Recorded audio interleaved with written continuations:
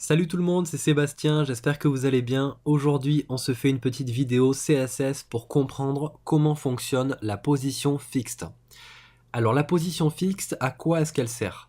Elle sert tout simplement à fixer n'importe quel élément du document HTML sur le viewport, pour faire en sorte que quand on scrolle, eh bien cet élément soit toujours visible sur le viewport. Alors déjà, le viewport, qu'est-ce que c'est? Eh bien, c'est tout simplement la zone qui est visible, donc la zone que vous voyez lorsque vous affichez une page HTML sur votre navigateur. Donc ça veut dire que si je mets sur mon body une hauteur, parce que j'ai pas assez de contenu dedans, on va mettre une hauteur de 5000 pixels. Eh bien, si je scrolle, eh bien, le viewport, c'est la zone blanche ici, la zone vide. Tout ce qui est hors de cette zone n'est pas le viewport. Donc ça veut dire que quand on va mettre un élément en position fixe, eh bien cet élément sera toujours visible dans cette zone. Alors on va commencer avec un exemple simple. On va tout simplement fixer la navigation. Voilà, ça c'est quelque chose qui se fait beaucoup pour faire en sorte que si on scrolle, eh bien la navigation soit toujours visible tout en haut. Alors pour ça, c'est plutôt simple. On va se positionner sur la nav. Donc là, vous vous positionnez sur l'élément que vous souhaitez fixer en fait, hein, et on lui met une position fixe. Et là, visuellement, il s'est passé deux choses. Alors, on va revenir en arrière. Déjà, la navigation, elle perd sa largeur de 100%. En fait, quand vous mettez un élément en position fixe, cet élément sort du flux. Donc la sortie du flux, on va en parler juste après, et ça fait que cet élément va perdre sa largeur de 100%. Donc en fait, il va perdre ses propriétés de display. Donc il va passer sur une largeur automatique. Donc là, la navigation, elle prend juste la largeur dont elle a besoin. Et on voit que le reste du contenu de la page est remonté. Donc la navigation, là, comme elle est en position fixe, elle sort du flux, et du coup, elle n'est plus considérée comme étant sur le même plan que le reste du contenu. Donc ça veut dire que le reste du contenu prend sa place. Alors comment régler ces petits soucis? Alors pour faire en sorte qu'elle prenne 100% de la largeur, c'est plutôt simple. On va juste lui mettre une largeur de 100%. Après, pour le contenu qui est monté, alors ça c'est un petit peu embêtant, quoique là c'est pas très gênant, mais ça peut l'être dans certains cas. Voilà, c'est possible qu'on ait du texte ou du contenu qui passe en dessous.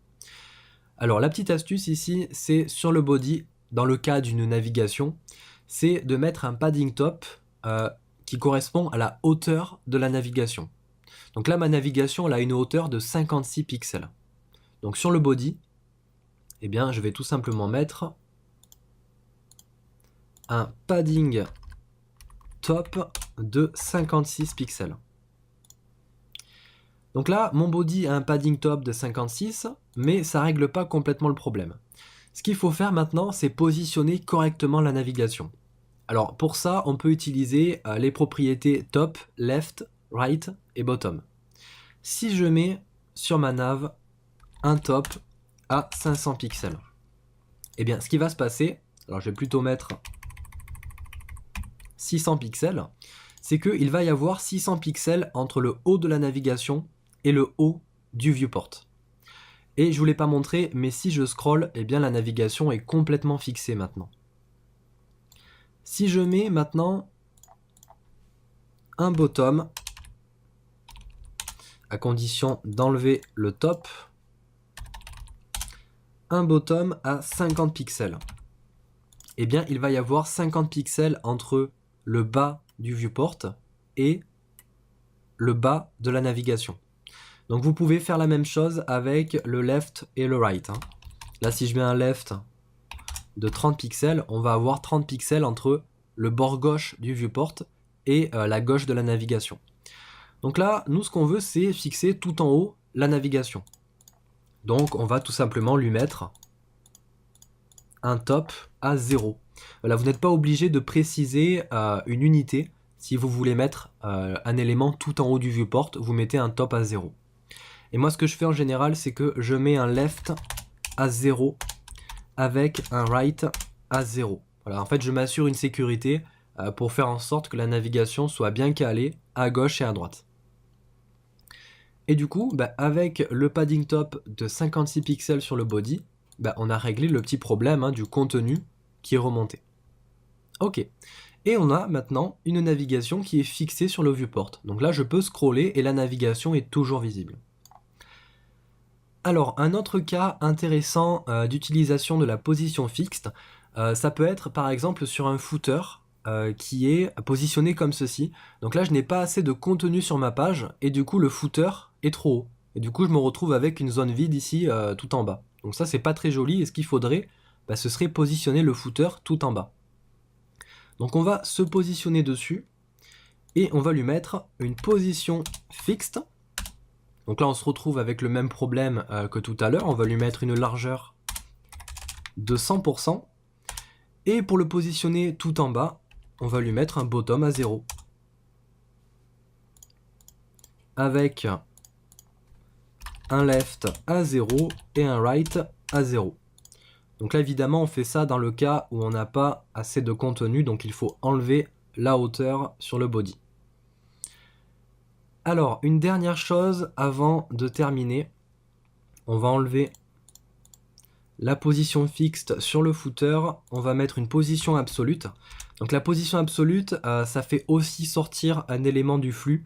Donc là, aujourd'hui, on ne parle pas de la position absolue, on en parlera dans une autre vidéo. Là, j'ai juste envie de vous montrer un petit souci qu'on peut rencontrer lorsqu'on fait sortir des éléments du flux. Donc là, je mets mon footer en position absolue. Et on va scroller, donc je vais remettre une hauteur sur le body. Donc là, ma navigation est fixée, je scroll, et là vous voyez qu'on a un petit problème, la navigation passe en dessous du footer. Alors qu'est-ce qui se passe? Si on regarde dans le HTML, la navigation est positionnée en premier, elle est positionnée avant le footer. Et là, la nav et le footer sont sortis du flux. La nav est en position fixe et le footer en position absolue. Donc quand un élément est sorti du flux, on ne considère plus qu'il est sur le même plan que les autres éléments. Et là, ce qui se passe, c'est que le footer a automatiquement un plus grand z-index que la nav. Alors le z-index, qu'est-ce que c'est? C'est ce qui va déterminer la position de votre élément sur l'axe z, sur la profondeur. Donc comme le footer est positionné après la nav dans le HTML, eh bien cet élément automatiquement a un z-index plus grand. Et donc il passe au-dessus de la navigation. Donc ce qu'il faut faire ici pour régler ce petit problème, c'est préciser nous-mêmes un z-index. Donc on va se positionner sur la nav, et je vais lui mettre un z-index de 2. Donc ça veut dire qu'on peut imaginer ça comme un étage. Voilà, là j'ai mis ma nav à l'étage numéro 2. Et le footer, eh bien je vais lui mettre un z-index de 1. Donc la nav est à l'étage 2, et le footer est à l'étage numéro 1. Et maintenant, si je scroll, le footer passe en dessous de la navigation. Donc on a réglé le petit problème. Donc on peut comme ça jouer avec le z-index pour régler le positionnement de nos éléments sur l'axe z. Alors quelque chose que vous allez voir assez souvent, c'est des z-index très très grands, voilà, comme 999 ou même 9999. Alors pourquoi est-ce qu'on fait ça? Tout simplement pour s'assurer une sécurité. Voilà, la navigation, elle est en position fixe et on ne doit rien voir passer au-dessus. On ne doit pas faire passer un élément au-dessus de la navigation quand on scrolle. Donc mettre un z-index très grand comme ça, c'est s'assurer une sécurité pour faire en sorte que rien ne passe au-dessus.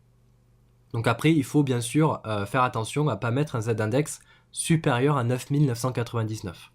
Mais bon, il y a peu de chances que ça arrive et comme j'ai dit, c'est une petite sécurité. Donc voilà pour cette petite vidéo sur la position fixe, j'espère que ça vous a plu, n'hésitez pas comme d'habitude à liker la vidéo si ça vous a plu, à vous abonner à la chaîne et à partager cette vidéo. Moi je vous dis à la prochaine pour la prochaine vidéo dans laquelle on parlera sans doute des positions absolutes et relatives pour compléter cette vidéo sur la position fixe. Salut tout le monde!